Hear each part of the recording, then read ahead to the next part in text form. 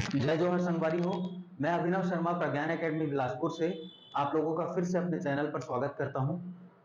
आज मैं नए वीडियो के साथ आप लोगों के समक्ष फिर से उपस्थित हूं और आज हम इंडियन इकोनॉमी लेक्चर सीरीज चालू करने वाले हैं। ये लेक्चर सीरीज ना सिर्फ आपके सीजीपीएससी प्रीलिम्स और सीजीपीएससी मेंस बल्कि अभी जो मंडी बोर्ड की वैकेंसी आई है उसमें इकोनॉमिक्स और एग्रीकल्चर का सिलेबस भी मेंशन किया हुआ है। इन टॉपिक्स भी उसके सिलेबस में मेंशन किए हुए हैं, तो इसकी भी तैयारी इन वीडियो लेक्चर सीरीज के माध्यम से आप कर सकते हैं। इसके साथ ही साथ आप अगर इंडिविजुअल सब्जेक्ट्स की तैयारी करना चाह रहे हैं, जैसे कि अगर सिर्फ आपको लगता है कि मुझे भारतीय अर्थव्यवस्था पढ़ना है या फिर भारतीय राजव्यवस्था पढ़ना है या सिर्फ हिंदी भाषा पढ़ना है, तो ऐसे इंडिविजुअल कोर्सेस हमारे प्रज्ञान एकेडमी ऐप पर उपलब्ध हैं। इसके साथ ही साथ इंटीग्रेटेड मॉड्यूल वाले कोर्सेज भी हमारे ऐप पर उपलब्ध हैं। जैसे कि अगर आपको सीजीपीएससी प्रीलिम्स की तैयारी करना है तो सीजीपीएससी प्रीलिम्स के अंतर्गत आने वाले सारे विषय या सारे सब्जेक्ट्स का इंटीग्रेटेड पैकेज या मॉड्यूल हमारे ऐप पर उपलब्ध होगा।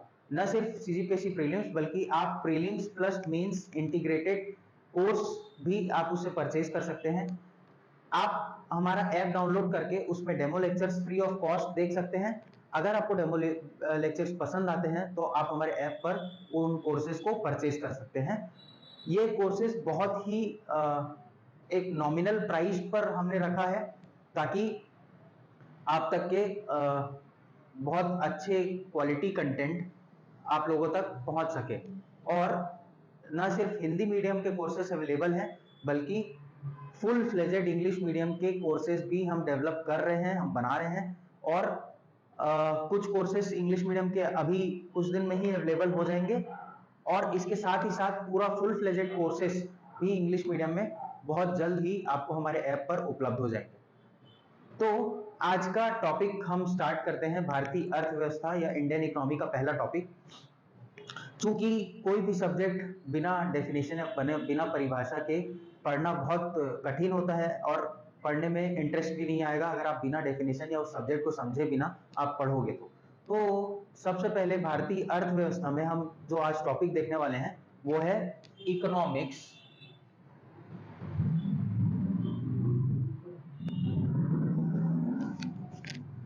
Versus economy. आप डेली लाइफ में इन दोनों शब्दों का कई बार उपयोग करते होंगे, पर क्या कभी आपने सोचा है कि इन दोनों शब्दों के बीच में क्या अंतर होता है? What is the difference between these two words?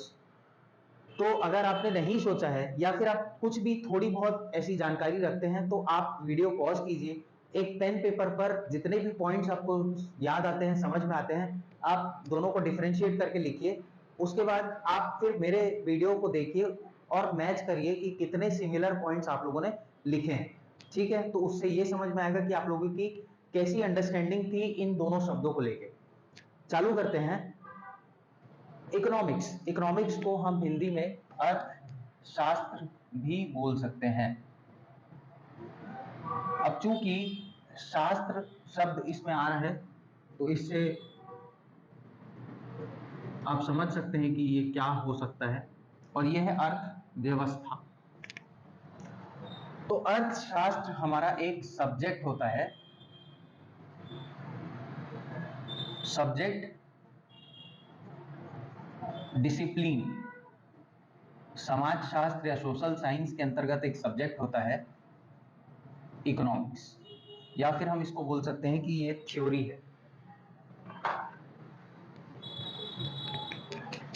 और जब इन्हीं थ्योरीज को रियल वर्ल्ड में अप्लाई किया जाता है तो हम उसको अर्थव्यवस्था बोल देते हैं। जैसे कि इसको हम एक शब्द में अगर बताना चाहें तो this theory in practice is called as economy, right. इसके अलावा हम इसको क्या बोल सकते हैं? When these theories are implemented or executed in real world, और यहां पे मैं एक टर्म का यूज करूंगा, अ सर्टेन रीजन,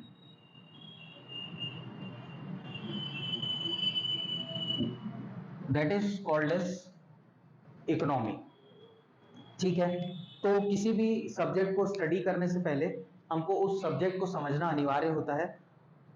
तो सबसे पहले इस सब्जेक्ट की बहुत शॉर्ट डेफिनेशन 1935 में लायनल रॉबिन्स नामक ब्रिटिश इकोनॉमिस्ट ने दी थी। उन्होंने कहा था कि economics is nothing but the science of scarcity.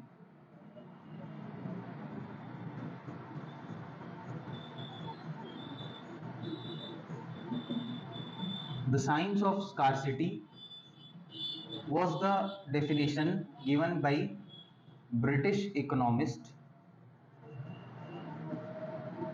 Lionel Robbins। ये तो एक बहुत ही छोटी सी डेफिनेशन हो गई, क्योंकि अर्थ जो पृथ्वी ने हमारे को प्राकृतिक संसाधन दिए हैं वो बहुत ही सीमित है, और उन्हीं सीमित संसाधनों का उपयोग करके हमारे को यूजफुल कमोडिटीज का प्रोडक्शन करना है, और उन प्रोड्यूस्ड कमोडिटीज को सोसाइटी में एलोकेट या डिस्ट्रीब्यूट करना है। तो इसकी फॉर्मल डेफिनेशन हम देख सकते हैं कि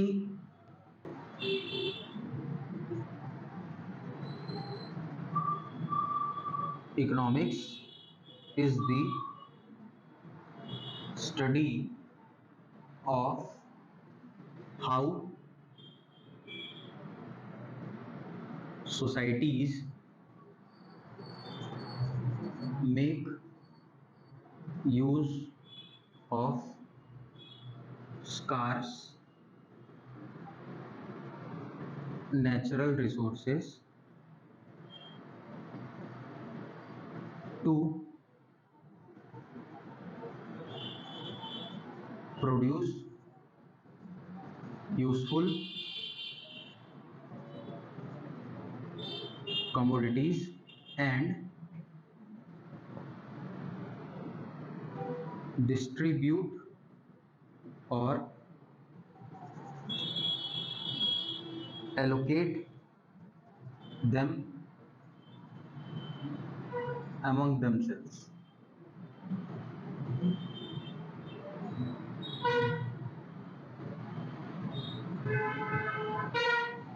ठीक, तो बेसिकली दो चीजें हैं जिनके अराउंड पूरा इकोनॉमिक्स का फोकस रिवॉल्व करता है। सबसे पहली चीज कि प्राकृतिक संसाधन बहुत सीमित हैं, natural resources are limited, and second चीज ये है कि ह्यूमन वांट्स आर अनलिमिटेड। जो व्यक्ति या इच्छाएं होती हैं ह्यूमंस की वो असीमित होती हैं। जैसे कि अगर आज आपको ये बोला जाए कि आपको आज के दिन किसी भी वस्तु को लेने के लिए, खरीदने शब्द का उपयोग इसलिए नहीं करूंगा क्योंकि यहाँ पे आपको प्राइस नहीं पे करना पड़ रहा है, इसीलिए मैं आपको ये बोलूं कि अगर आपको आज कुछ भी वस्तु जो आपको दिख रही है वो लेने के लिए फ्री छोड़ा गया है बिना प्राइस पे किए, सभी चीजों से प्राइस टैग हटा दिया गया है, तो आप in the end of the day बहुत सारे ऐसे सामान अपने साथ में ले आओगे जिनका आपको कभी कोई उपयोग भी नहीं होने वाला है। तो इसीलिए बोला गया है कि human wants are unlimited but the natural resources are very limited. इसीलिए it is upon the society itself to decide whom and what amount of products are to be allocated to whom। ठीक है, किसको कितने amount में कितने goods को allocate करना है ये सोसाइटी को खुद को डिसाइड करना होता है। तो सबसे इंपॉर्टेंट दो चीजें आती हैं इसमें। अगर इसको मैं सिर्फ दो शब्दों में सम अप करना चाहूं तो हम बोल सकते हैं कि production and distribution.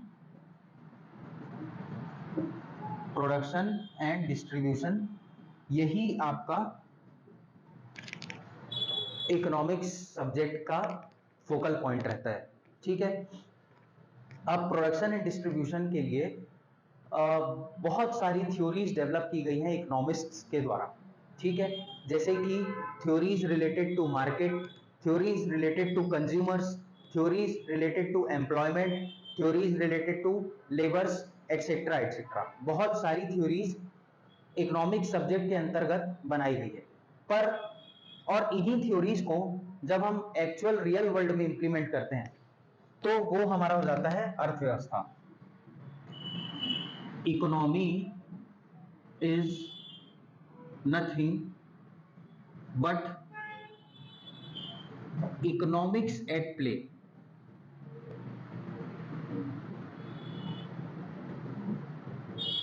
Economics at play ही आपकी अर्थव्यवस्था है। जब इन थ्योरीज को हम रियल वर्ल्ड में इंप्लीमेंट करते हैं तब आपकी अर्थव्यवस्था बनती है।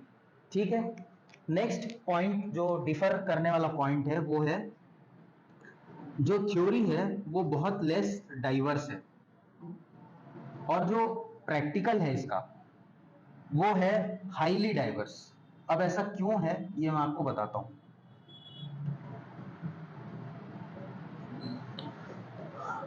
क्या होता है कि जब हम इकोनॉमिक्स की थ्योरीज बनाते हैं, क्योंकि इकोनॉमिक्स पूरा पूरा ह्यूमन बिहेवियर पे डिपेंडेंट होता है। कंज्यूमर्स, प्रोड्यूसर्स, गवर्नमेंट, ये सारे ह्यूमंस से ही चलते हैं। Consumers are humans, producers are humans and government are also humans. ठीक है, तो जो भी सरकारें हैं वो भी ह्यूमन से ही चलती हैं और उनका जो पॉलिसी बनता है वो भी ह्यूमंस ही बनाते हैं। तो बेसिकली पूरा सब्जेक्ट मैटर जो है वो ह्यूमन बिहेवियर पे डिपेंडेंट होता है। ये पूरा subject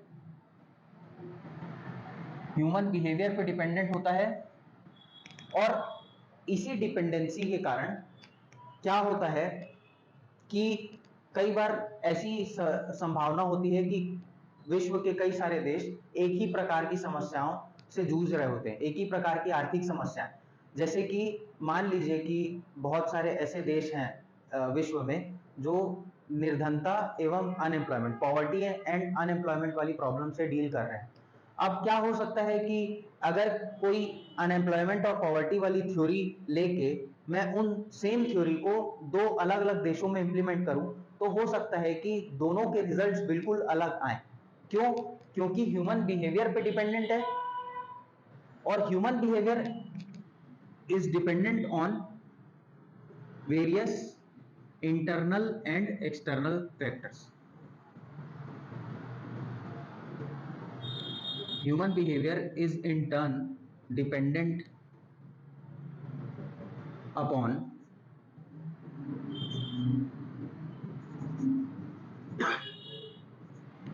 various internal and external factors. ठीक है, ह्यूमन बिहेवियर बहुत सारे इंटरनल और एक्सटर्नल फैक्टर्स पे डिपेंड करता है। जैसे कि हम आप लोगों ने हिंदी में कई बार सुना होगा कि कोई भी व्यक्ति देश, काल, समय, परिस्थिति पर उस व्यक्ति का साइक कैसा है, उसकी साइकोलॉजी कैसी है, उसका बिहेवियर कैसा है, ये इन सारे फैक्टर्स पर निर्भर करता है, देश, काल, समय और परिस्थिति। ठीक है, इसी प्रकार जो ह्यूमन बिहेवियर है वो बहुत सारे इंटरनल और एक्सटर्नल फैक्टर्स पे डिपेंड करता है, जिसमें से सबसे पहला जो फैक्टर होता है, और कई बार ह्यूमन बिहेवियर पे डिपेंडेंट होने के कारण इकोनॉमिक्स का रिजल्ट जो है वो अलग अलग आता है। सेम समस्याओं के लिए एक ही थ्योरी अगर इंप्लीमेंट की भी जा रही है और उसका रिजल्ट हो सकता है कि बहुत अलग अलग मिले, और ये भी हो सकता है कि अलग अलग रीजन स्पेसिफिक समस्याएं हैं, रीजन स्पेसिफिक प्रॉब्लम्स होने के बाद भी अगर सेम थ्योरीज अप्लाई की जा रही है तो सेम रिजल्ट्स मिल सकते हैं। ठीक है, तो इस प्रकार से हम ये बोल सकते हैं कि जो अर्थव्यवस्था है वो हाईली डाइवर्स है, और इसी वजह से कई बार इकोनॉमिक्स सब्जेक्ट को डिस्मल साइंस भी बोला जाता है। डिस्मल साइंस इसलिए बोला जाता है, डिस्मल साइंस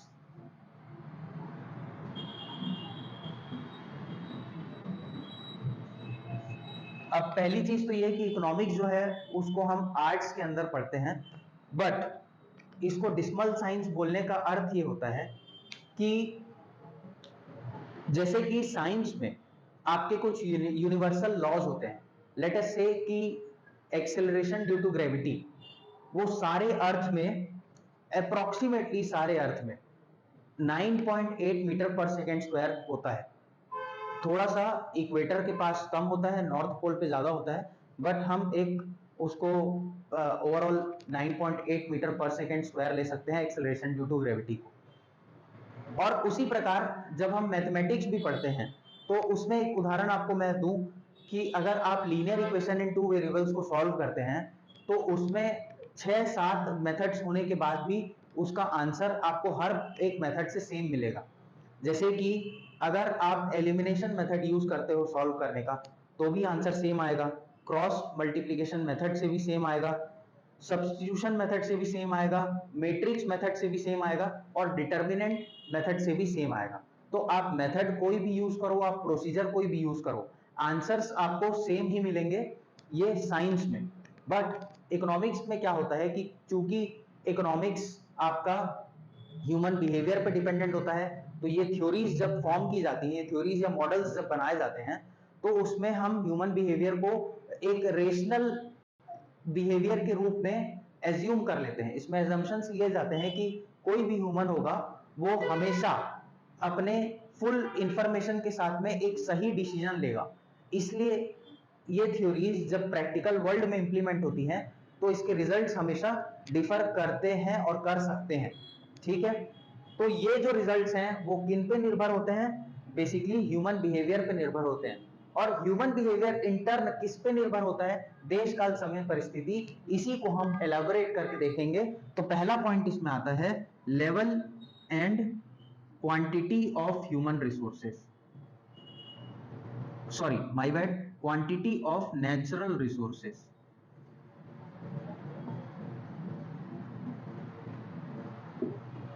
कोई भी देश या कोई भी रीजन, हम ये बोल सकते हैं कि उसके नेचुरल रिसोर्सेज या प्राकृतिक संसाधन की उपलब्धता पे उसका ह्यूमन बिहेवियर डिपेंड करता है।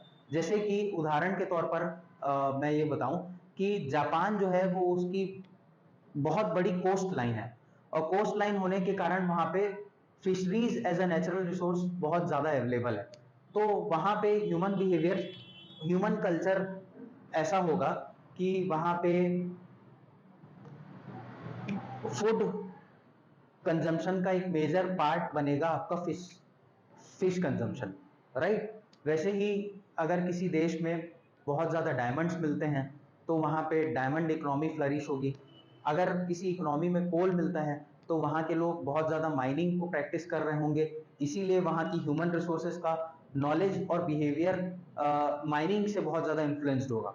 ठीक है, तो पहला हो गया level and quantity of natural resources. Second हम देखते हैं quantity and quality of natural resources, sorry quality of human resource.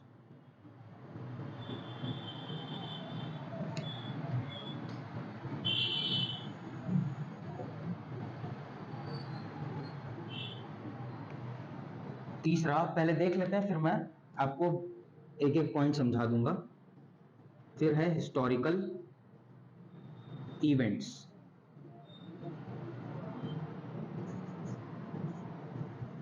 Socio political milieu,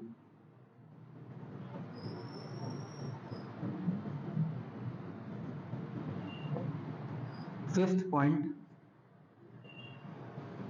हो जाएगा the psychic make of human resource.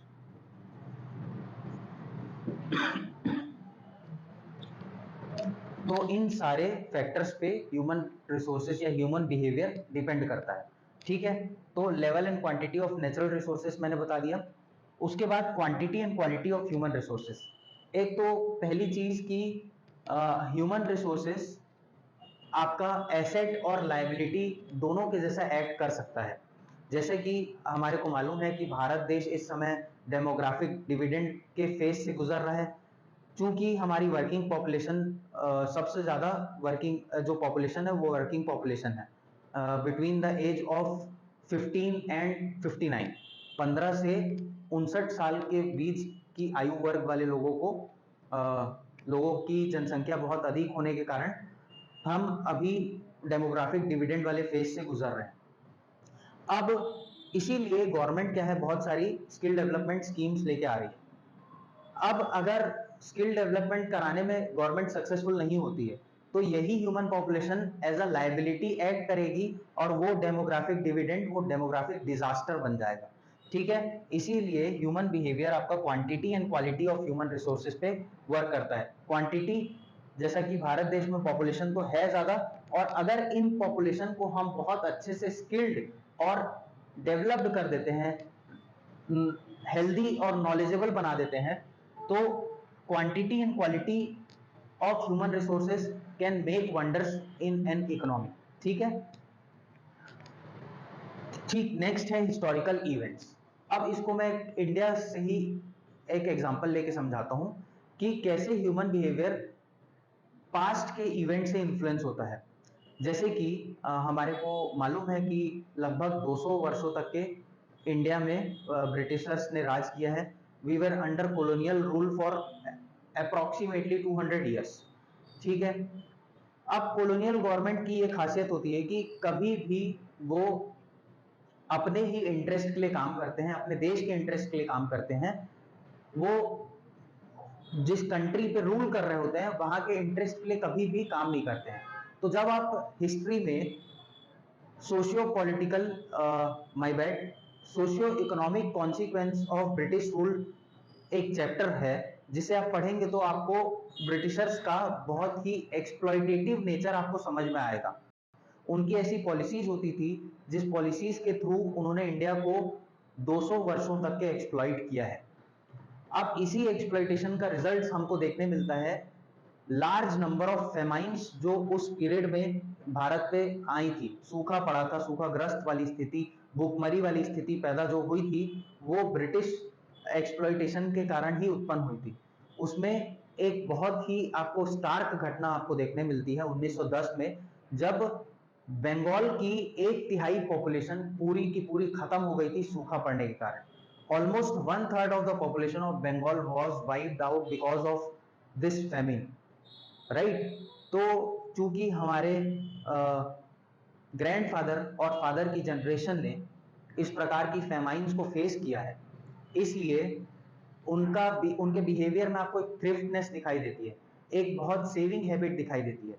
इसीलिए हमारे जो पिछले जनरेशन के लोग, हमारे जो पेरेंट्स वाली जनरेशन के लोग हैं, वो बहुत ज्यादा थ्रिफ्ट होते हैं, बहुत एक्स्ट्रावेगेंट नहीं होते हैं और बहुत ज्यादा सेविंग करने पर विश्वास रखते हैं।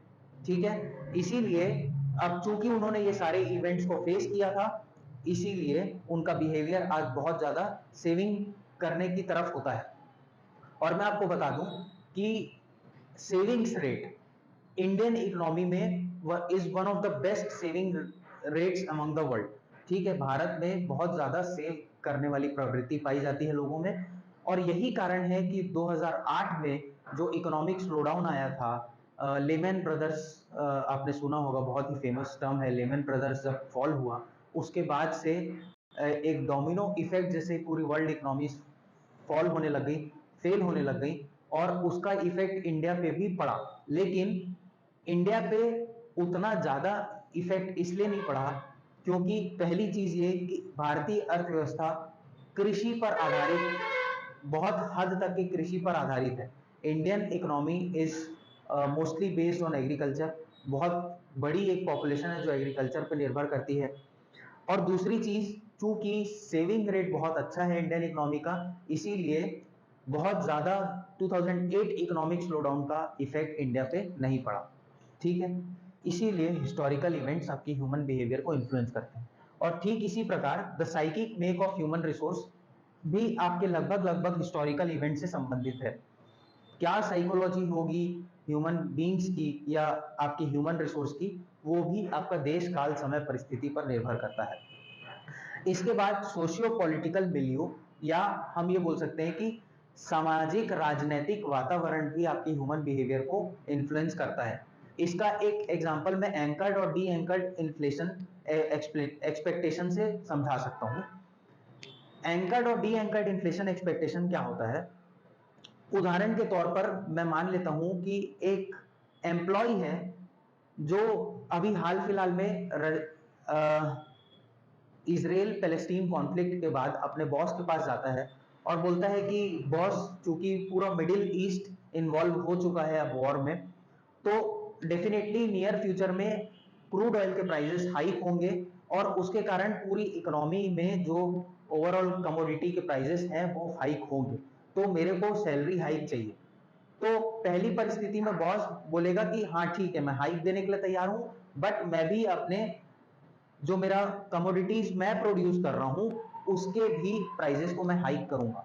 तो इससे क्या होगा कि स्पेक्यूलेशन के कारण आपने पहले से ही ये सोच लिया कि अर्थव्यवस्था में प्राइसेस बढ़ने वाले हैं तो मुझे सैलरी हाइक चाहिए, तो स्पेक्यूलेशन के कारण इन्फ्लेशन बढ़ना चालू हो गया।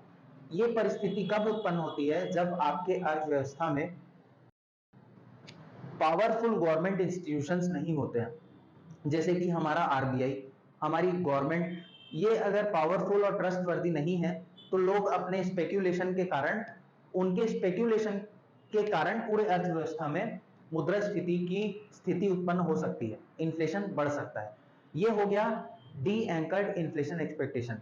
बट एक दूसरी परिस्थिति में क्या हो सकता है कि एम्प्लॉय अगर अपने बॉस के पास जाए, बोले कि बॉस मुझे सैलरी हाइक चाहिए, इजराइल पैलेस्टीन कॉन्फ्लिक्ट हो रहा है, क्रूड ऑयल प्राइसेस हाई होने वाले हैं, तो बॉस ये बोल सकता है कि नहीं, हमारे देश के जो इंस्टीट्यूशंस हैं, गवर्नमेंट इंस्टीट्यूशंस हैं जो मौद्रिक नीति या मॉनेटरी पॉलिसी को कंट्रोल करते हैं, जैसे कि गवर्नमेंट और रिजर्व बैंक ऑफ इंडिया, ये बहुत ट्रस्टवर्दी और पावरफुल इंस्टीट्यूशंस हैं और ये किसी भी परिस्थिति में इन्फ्लेशन जो सीलिंग है उसको ब्रीच होने नहीं देंगे, इन्फ्लेशन को समय पर कंट्रोल कर सकेंगे।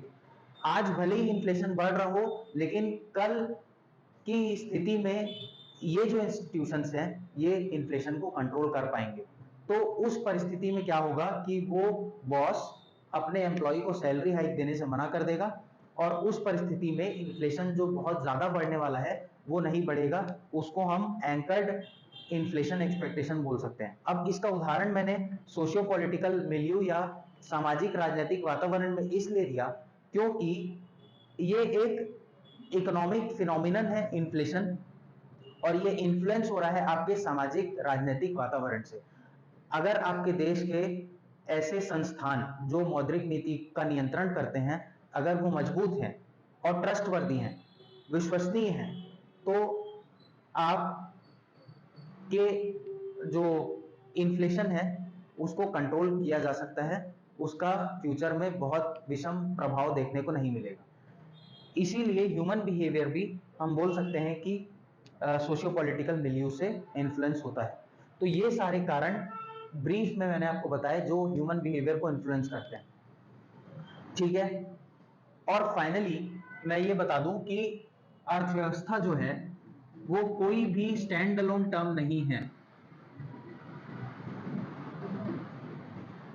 जब तक के, यहां पे मैंने बताया आपको, एक सर्टेन रीजन, एक निश्चित क्षेत्र में जब तक के नहीं होगा इम्प्लीमेंट, तब तक के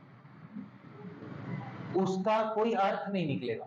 जैसे कि इकोनॉमी अपने आप में बहुत वेग टर्म है जिसका कोई मीनिंग नहीं होता। Economy in itself is a very vague term because it has no meaning until and unless a reason is specified for that purpose, right?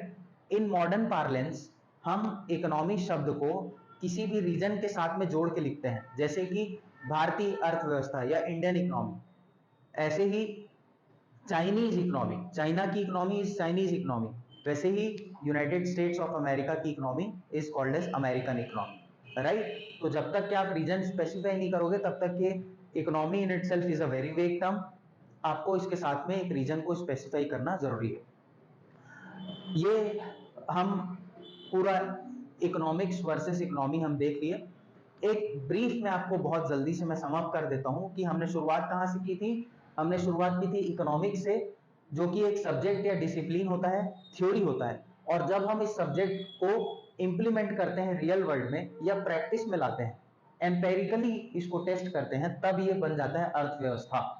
इसमें बहुत सारे मॉडल्स और थ्योरीज होती हैं जो एजम्पशंस लिए जाते हैं, जिसमें ह्यूमन बिहेवियर को रेशनल बीइंग माना जाता है, जिसमें ये माना जाता है कि ह्यूमंस हमेशा सोचा समझा इन्फॉर्म्ड डिसीजन लेंगे, पर चूंकि ये ह्यूमन बिहेवियर बहुत सारे इंटरनल और एक्सटर्नल फैक्टर्स पे डिपेंड करता है, इसीलिए हमारे को ये देखने मिलता है कि सेम समस्याओं के लिए अलग अलग क्षेत्रों में इंप्लीमेंट की गई सेम पॉलिसी से अलग अलग रिजल्ट्स प्राप्त होते हैं।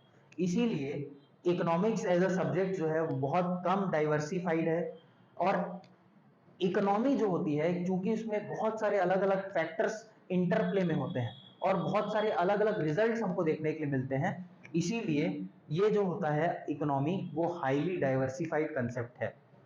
ठीक है, और last at the end economy अपने आप में एक बहुत वेग टर्म है अनटिल एंड अनलेस उसके साथ में एक रीजन को स्पेसिफाई ना किया जाए। आई होप आपको हमारा ये वीडियो पसंद आएगा, और अगर आपको इससे संबंधित या इससे रिलेटेड कोई भी डाउट्स हैं तो आप कमेंट सेक्शन पे बिल्कुल उन डाउट्स को पूछ सकते हैं। इसके साथ ही हमारे डिस्क्रिप्शन में हमारे से कांटेक्ट करने के लिए व्हाट्सएप नंबर, कांटेक्ट नंबर सारा उसमें दिया हुआ है। आपको अगर डाउट्स है तो आप हमें व्हाट्सएप भी कर सकते हैं। इसके साथ ही अगर आप ऐसे वीडियोस के लेटेस्ट अपडेट्स या जॉब अपडेट्स पाना चाहते हैं तो आप हमारे टेलीग्राम चैनल को ज्वाइन कर सकते हैं, जिसका लिंक भी आपको डिस्क्रिप्शन में दिया गया है।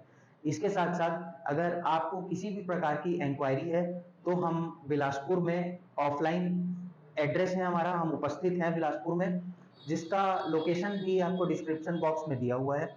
आप कभी भी हमारे ऑफिस विजिट करके कोर्सेज के बारे में जानकारी ले सकते हैं। तो आज के लिए इतना ही, अगली बार फिर नए वीडियो के साथ में मिलेंगे। तब तक के लिए धन्यवाद और पीस आउट।